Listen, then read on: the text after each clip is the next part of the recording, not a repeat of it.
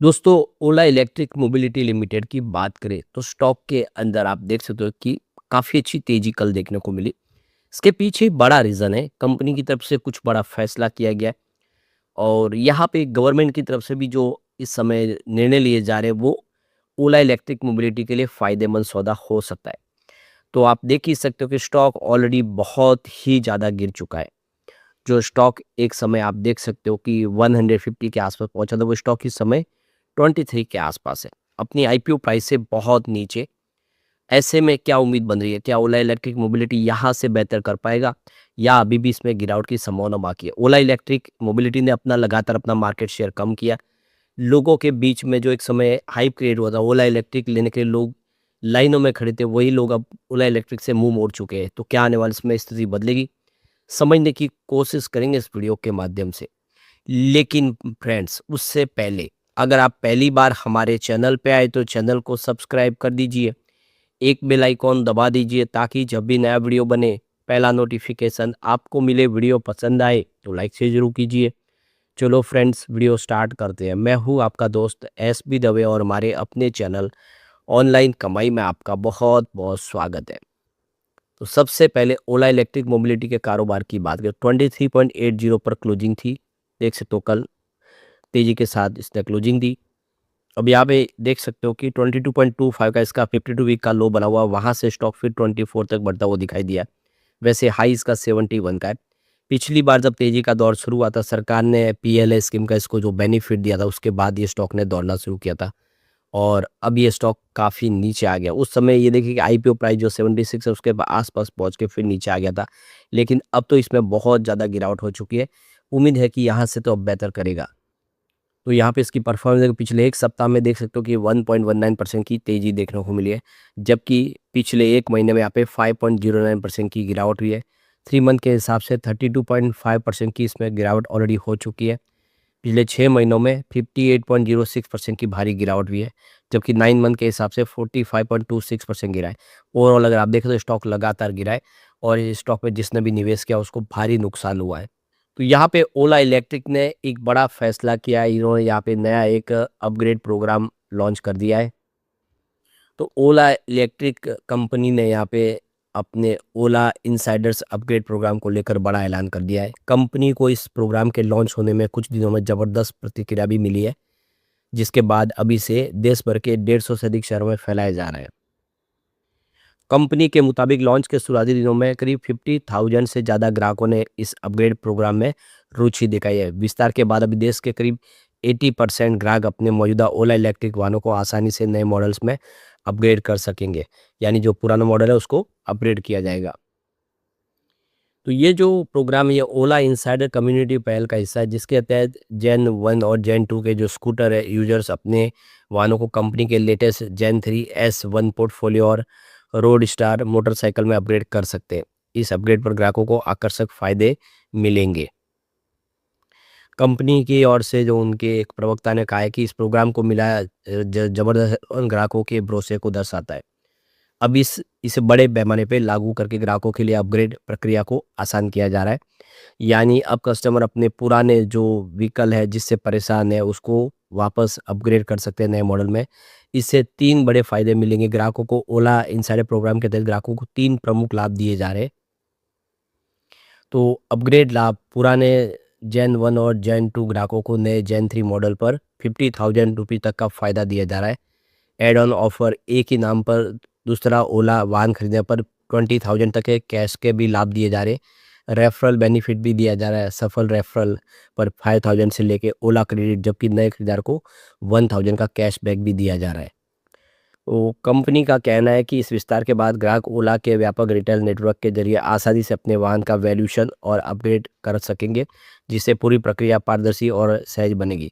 तो जिनके पास पुराने ओला के व्हीकल हैं, उनसे परेशान हैं, वो उसको अपग्रेड करवा सकते हैं, नए मॉडल ले सकते हैं, उनकी प्रॉब्लम आसान हो जाएगी। तो अब देखिए कि ओला ने अपने व्हीकल में बहुत सारे सुधार कर दिए, जो प्रॉब्लम थे उसका निपटारा शुरू कर दिया है। इसके अलावा जो सर्विस सेंटर, जो सबसे ख़राब उनकी सर्विस थी, उसको सुधारा है। तुरंत ही सर्विस दिए जा रहे हैं।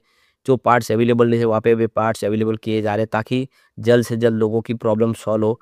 ताकि जो फिर से भरोसा जो खत्म हो चुका है लोगों का वो लौट के आए और कंपनी आगे बढ़ पाए। एक जो बड़ी गुड न्यूज़ है वो देखो कि तेलंगाना से आ रही है। तेलंगाना में सरकारी कर्मचारी को ईवी खरीदने पे 20% तक का डिस्काउंट दिया जा रहा है। तो तेलंगाना के परिवहन मंत्री ने मंगलवार को देश में ये पहली बार ऐसी नई शुरुआत की है। तो तेलंगाना सरकार ने एक अनोखी पहल शुरू कर दी है जिसके तहत सरकारी जो भी एम्प्लॉइज़ है वो इलेक्ट्रिक वाहन खरीदेंगे उनको 20% की डिस्काउंट दी जाएगी। ये देश की पहली ऐसी योजना है जिसमें राज्य सरकार ने सीधे कंपनियों से डिस्काउंट तय किया है। और तेलंगाना के परिवहन मंत्री पूनम प्रभाकर ने मंगलवार को इसकी ईवी छूट की घोषणा कर दी है। तो यहाँ पे उन सब कंपनियों को यहाँ पे शामिल किया है जो इस छूट के दायरे में होगी। तो गवर्नमेंट की तरफ से महिंद्रा इलेक्ट्रिक को इस छूट के तहत दिया गया है। इसके अलावा ओला इलेक्ट्रिक मोबिलिटी को भी इसमें शामिल कर लिया गया है। इसके अलावा ग्रेविटन मोटर्स और एथर एनर्जी जैसी कंपनियों से बातचीत कर छूट तय की गई है। इसका मतलब ये जो 4 कंपनियां हैं उनके व्हीकल खरीदने पर ही आपको ये बेनिफिट मिलेगा 20% का। इसका मतलब ये है कि तेलंगाना के जो एम्प्लॉइज़ है, जो सरकारी कर्मचारी है वो अब ईवी खरीदेंगे और इससे ओला का जो कारोबार है वो बढ़ता हुआ दिखाई देगी। ये इस पहल से कर्मचारी को ईवी खरीदने में करीब 4 लाख रुपए तक की बचत हो सकती है। तो काफ़ी शानदार फैसला किया गया, इससे इन कंपनियों के सेल में भी फ़र्क पड़ेगा। तो बहुत अच्छी पहल है। अब यहाँ पे देखो कि ओला इलेक्ट्रिक मोबिलिटी के अंदर खरीदारी शुरू हो चुकी है। म्यूचुअल फंड ने अच्छी खासी खरीदारी की क्योंकि बहुत ज़्यादा करेक्शन हो चुका था। ऐसे में अब किसको भी ये लग रहा है कि ये स्टॉक फिर बेहतर करेगा। स्टॉक गिर के और कितना गिरेगा, तो बहुत ज़्यादा करेक्शन हो चुका है। जो स्टॉक एक समय 150 तक पहुँचा था वो स्टॉक अब 23 के आसपास आ गया। इसी वजह से यहाँ पे देखें तो 33 जो म्यूचुअल फंड है उन्होंने फ्रेश एंट्री कर लिया। फरवरी महीने में उनकी तरफ से इन्वेस्टमेंट हो गया है। काफ़ी सारा निवेश हुआ है। वैसे 11 म्यूचुअल फंड जो है उन्होंने यहाँ पे एग्जिट लिया है, पर ये आंकड़ा काफ़ी कम है।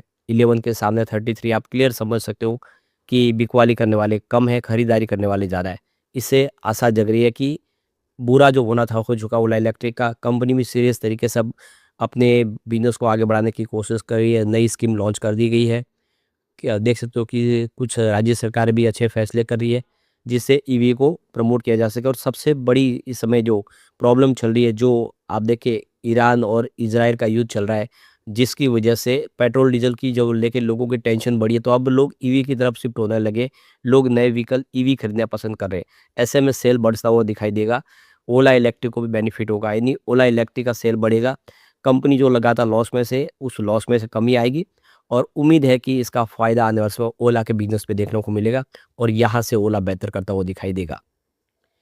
वैसे यहाँ पे देखें तो ओला का सेल्स गिरा देखिए मार्च 2025 में 611 करोड़ के आसपास था।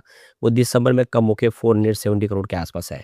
सेल्स में कमी हुई है और उस हिसाब से खर्च भी ज़्यादा हुआ। 1306 करोड़ का खर्च था मार्च पिछले साल। और पिछले क्वार्टर की बात करें दिसंबर की तो ये 741 करोड़ के आसपास था। तो कंपनी ने अपने खर्च को काफ़ी कम कर लिया, ये भी एक अच्छी जीत है इसकी। और अभी कंपनी का लॉस भी धीरे-धीरे थोड़ा-सा कम हो रहा है। देखें तो मार्च 2025 की बात करें तो कंपनी का जो लॉस था वो 870 करोड़ के आसपास था पिछले साल। लेकिन क्वार्टर 3 में ये लॉस कट के 487 करोड़ के आसपास है। तो भले ही सेल्स गिरा हो लेकिन कंपनी ने अपने खर्च को कंट्रोल में करके अपने लॉस को कंट्रोल किया। इससे उम्मीद है कि आने वाले उसमें लॉस और कम होगा और कंपनी आने वाले उसमें कुछ बेहतर कर पाएगी। निवेशकों को यहाँ से कुछ उम्मीद है कि बेहतर हो क्योंकि ऑलरेडी अगर आप देखें तो ये स्टॉक कौड़ियों के भाव में आ गया है और इसीलिए यहाँ पे लोगों का अट्रैक्शन फिर से इसमें स्टॉक के अंदर देखने को मिल रहा है। लेकिन फ्रेंड्स, कोई भी इन्वेस्टमेंट करने से पहले अपने फाइनेंशियल एडवाइजर से एडवाइस ले ले या अपना खुद का रिसर्च करें क्योंकि मैंने वीडियो आपके एजुकेशनल पर्पज के लिए ही बनाया। वीडियो पसंद आए तो लाइक से जरूर कीजिए और चैनल को सब्सक्राइब कर दीजिए। Thank you friends.